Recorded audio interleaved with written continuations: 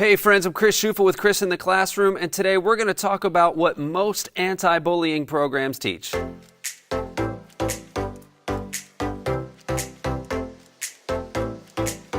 The problem with most anti-bullying programs is that what they're teaching isn't working. How do we know? Because the same things are being taught every single year, over and over again, but yet bullying numbers are still on the rise. So what are they teaching, and why isn't it working? Number one, ignore it. Most anti-bullying programs teach, you know what, just ignore the mean behavior, ignore the bully, just ignore it, and they'll leave you alone. But here's the problem. You can't solve a problem that you ignore. Not to mention that ignoring it doesn't teach resilience, and it doesn't teach your kid how to have that emotional strength that they're gonna need throughout the rest of their life.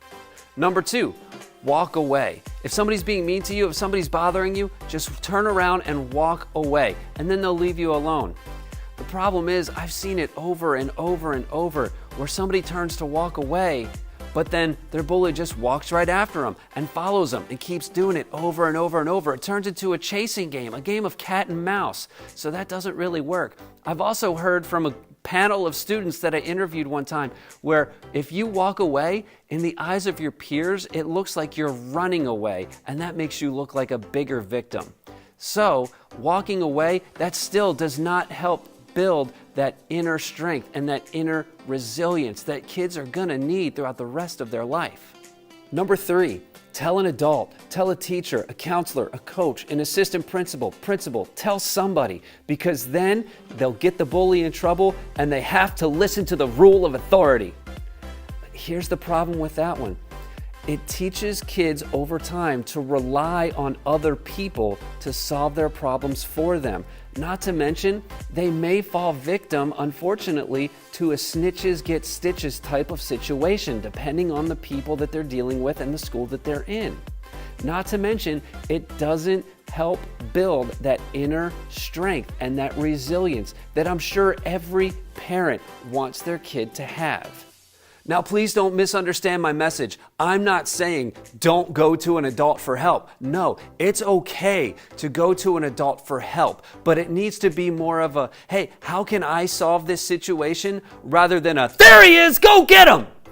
The next one, and this one's relatively new, is to say stop in a stern and strong voice. And the thinking is that it'll startle the bully, or it'll show them that, hey, I'm serious. You need to leave me alone. But here's the thing. If you do that, that automatically shows them that, hey, their insults are getting to me and it's working.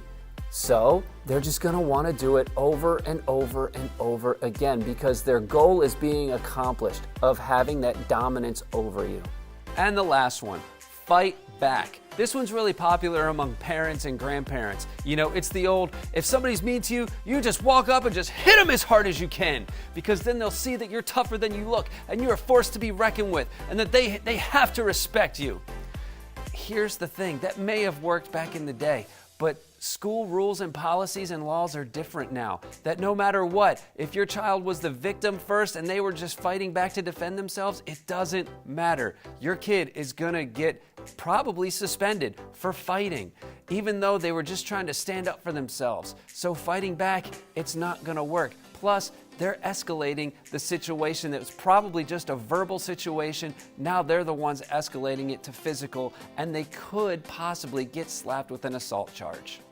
So what does work? Well, number one, be resilient.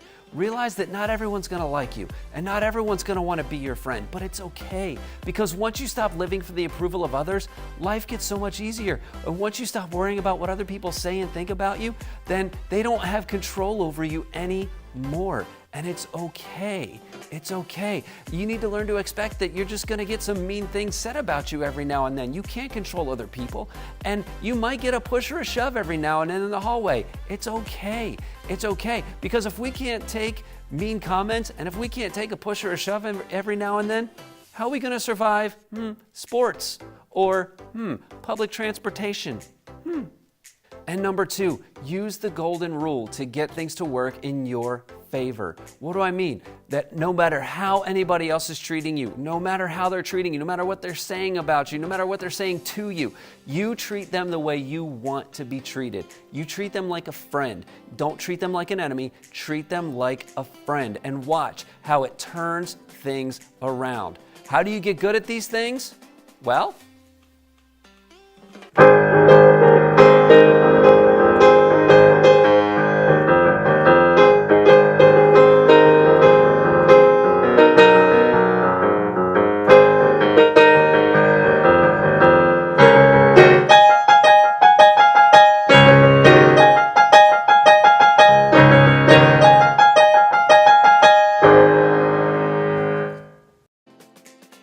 well, that's it, friends. Thanks for watching. Hey, as always, if you want to keep in touch, go to ibullyou.com. We'll keep in touch every now and then. Parents, if you want more tips on how to build resilient kids, click the link in the description for the Raise Them Strong program. Now 50% off original price. Holy cow, what a deal that is. Go check that out.